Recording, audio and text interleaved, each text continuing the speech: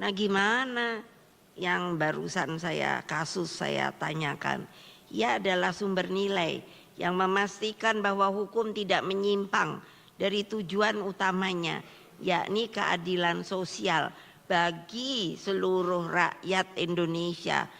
Kadang-kadang kok saya lihat ya, wah, nah sekarang ini melegalisasi. Nah, coba ini orang pinter-pinter, saya nanya loh, bukan statement loh. Tersangka itu sebetulnya lalu apa ya? Loh saya tuh sampai ketawa sendiri. Katanya udah tersangka. Loh kok bisa jalan-jalan kemana-mana? Apa mesti dicop? Apa mesti dicop? Loh banyak loh. Jangan tutup mata loh. Saya cuma ngomong gitu aja. Jadi mestinya bagaimana? Masa untuk keadilan sosial bagi seluruh rakyat Indonesia kok susahnya? Minta ampun. Negara hukum Indonesia dengan demikian harus dibangun di atas dua pilar utama, yakni Pancasila sebagai dasar nilai energi moral dan spirit pembebasan, serta hukum progresif sebagai metode praksis. Tanpa keduanya, hukum akan kehilangan arah dan berpotensi menjadi alat kekuasaan yang justru menjauh dari rakyat. Ini tendensinya, kelihatannya ya akan menjadi begitu. Hadirin sekalian, melalui reformasi tahun 1999 dan amandemen konstitusi sebanyak 5 kali selaku Presiden kelima RI, saya telah meletakkan kerangka sistem demokrasi dan sistem hukum yang komprehensif dan progresif.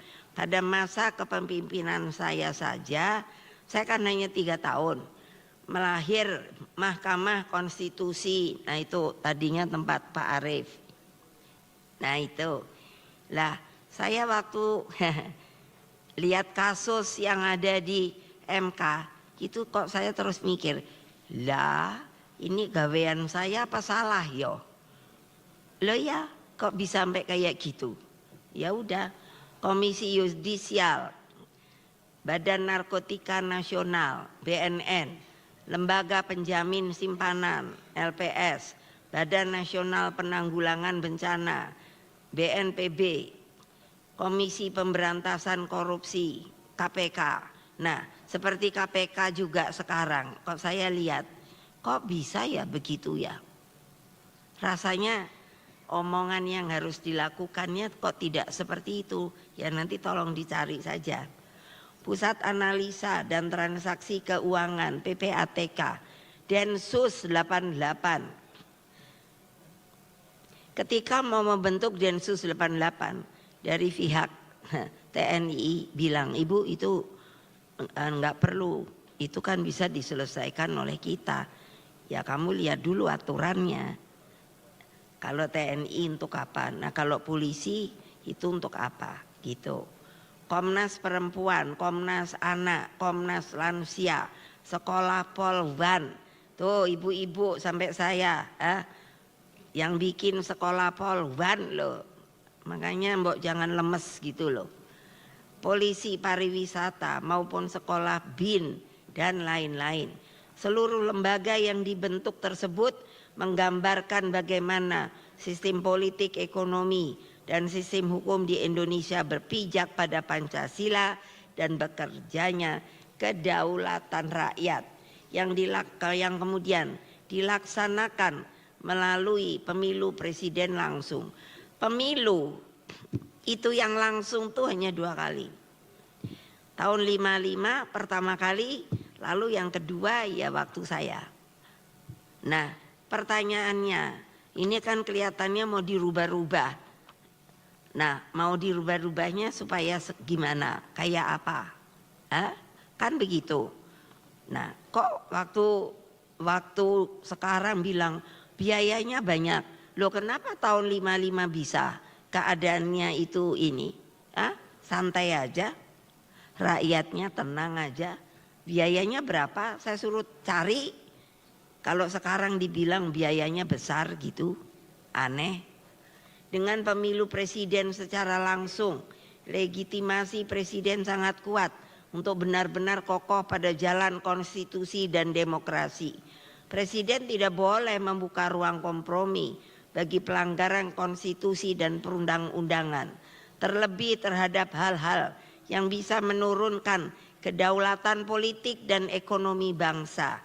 Dari sinilah Pancasila, konstitusi, demokrasi, ekonomi, hukum, dan kebudayaan berkaitan erat satu sama lain, tidak terpisahkan dan tidak boleh dipisahkan. Berdasarkan pandangan saya tersebut, melalui kesempatan yang sangat baik ini, saya ingin menyampaikan pesan kepada para akademisi, dosen, dan seluruh mahasiswa Universitas Borobudur bahwa saudara-saudara adalah bagian dari intelektual organik bangsa. Getarkan suara hati nurani saudara untuk mengawal kebenaran dan keadilan. Saya ini sedang berpikir supaya bukan justru pilih kasih, tidak. Tapi saya sudah lakukan di partai saya.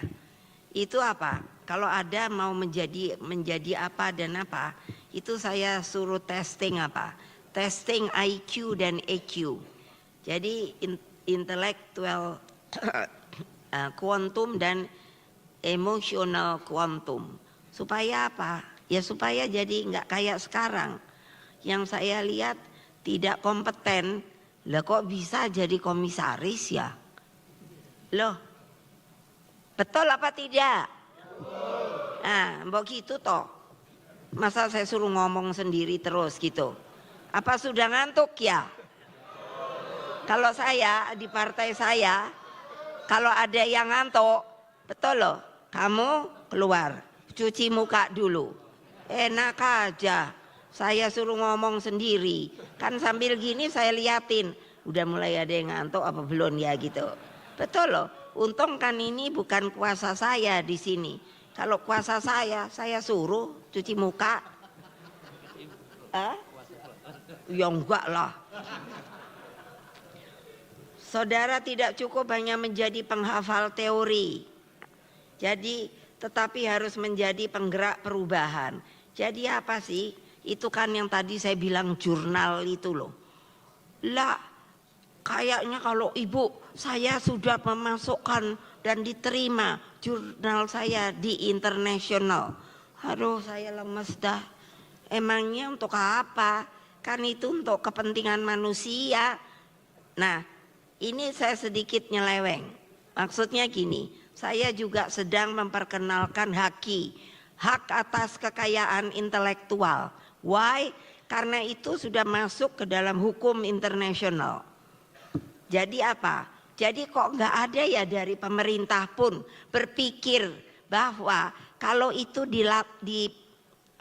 dipatenkan itu bisa mana ya? Saya tadi lihat Pak Lauli, mana dia orangnya? Iya betul Kak, betul kan? Betul nggak? Waktu dia jadi menteri, saya suruh dia bikin apa? Departemen atau apa itu? Untuk apa? Untuk paten. Nah, tolong ini juga disosialisasikan. Kasihan dong, karena dengan hukum internasional istilahnya siapa dulu, siapa dapat. Nah, bagaimana? Padahal anak-anak kita tuh banyak yang pintar loh, yang membuat betul-betul bikinannya sendiri. Itu kan begitu, nanti boleh nanya sama Pak Lauli. Nah, jadi saudara tidak cukup hanya menjadi penghafal teori, tetapi harus menjadi penggerak perubahan. Jadi apa? Di mana-mana praktek itu sebetulnya mudah. Dulu Bung Karno maunya saya coba itu bisa terus. Waktu saya di Pajajaran masuk ke Fakultas Pertanian, baru semester 1 aja sudah harus turun ke bawah. Namanya turba, turun ke bawah. Untuk apa? Saya akan nanya sama bapak saya sendiri. Supaya kamu nggak penuh dengan teori, tapi kamu sudah bisa langsung berpraktek Dan itu prakteknya kan tentu dengan petani dan lain dan sebagainya. Saya sekarang tidak tahu bagaimana yang namanya orang mencari titel itu. Jadikan ilmu hukum sebagai alat pembebasan, bukan menjadi alat untuk mengungkung, sebagai sarana untuk memperjuangkan keadilan. Betul loh, sekarang hukum ini dipakai untuk ini. Dan sebagai jalan untuk mengabdi kepada rakyat. Nah, saya dari kehidupan saya, lalu saya suka ngobrol kan banyak sama orang. Lalu saya mikir, perenungan saya itu bagi seorang manusia, kalau mau menjadi seorang yang bergerak di nation and character building, kok menurut saya punya apa? Yang pertama adalah keyakinan, yang kedua adalah keteguhan, yang ketiga adalah keberanian, lalu yang keempat adalah kesabaran. Dan apa? Ini harus di blending menjadi satu dan menjadi kebenaran. Saya membaca perjalanan yang namanya Buddha Gotama. Dia itu ada tulisannya yang sekarang saya taruh di kantor saya, dan saya selalu mengomong hal ini adalah apa? Kebenaran itu apapun juga, kapapun juga, mau cepat mau lama, tetapi pasti menang. Dengan nama Satyam Eva Jayate. Itu Buddha Gotama loh. Jadi kalau macam-macam yang tadinya saya lihat ini piye toh caranya mau ngurus republik ini, yang menurut saya sudah apa ya, kehilangan orientasi dan makna bernegara.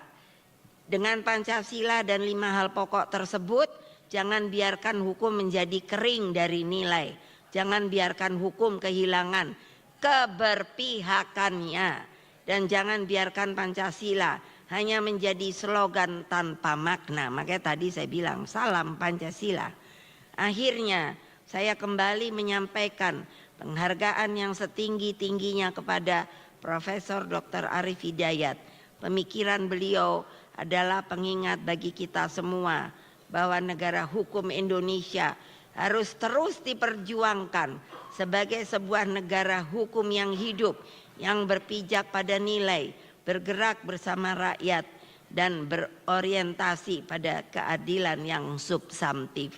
Saya waktu di MK itu, saya lihat beliau, aku seneng deh, aku lulus dada saya, karena malu saya, kok MK jadi gitu ya yang saya buat.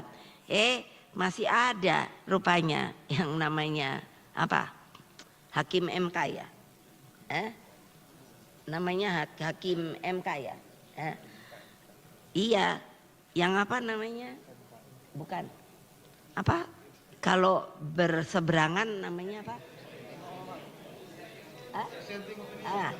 Waktu beliau dengan lantang dissenting opinion, waduh saya tepok-tepok tangan, biarin satu juga nggak apa-apa.